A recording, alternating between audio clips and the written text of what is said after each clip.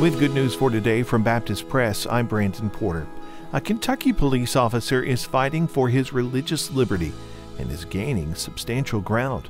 Louisville Metro Police officer Matt Schrenger settled a suit against the city last week.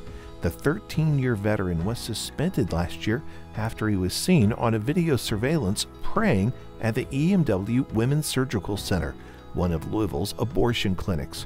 Complaints were filed by clinic escorts because the officer was in uniform while praying outside the clinic. Turns out Schrenger had just completed his shift and was off duty when he stopped by the clinic that Saturday morning. His attorneys called his treatment unfair, and apparently the city thought a jury would agree. Christians in western Ukraine are making plans to shelter fellow believers in the case of a Russian invasion at the Ukraine's eastern border. Ukrainians in the eastern and northern portions of the country have been in contact with other believers across the country. If Russia launches an offensive, Christians in other parts of the country say they are prepared to welcome them into their homes.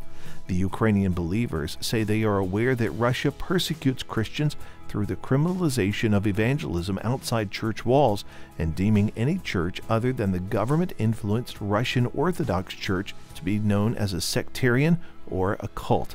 Church leaders say they will draw on their experience from the way they existed while the Soviet Union was in power.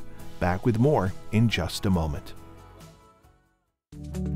Good News for Today is made possible through our friends at the Voice of the Martyrs, a nonprofit organization that serves persecuted Christians around the world. Founded in 1967 by Richard and Sabina Wurmbrand, VOM is dedicated to inspiring believers to deepen their commitment to Christ and to fulfill His Great Commission, no matter the cost. Find out more and sign up for their free monthly magazine at vom.org/goodnews.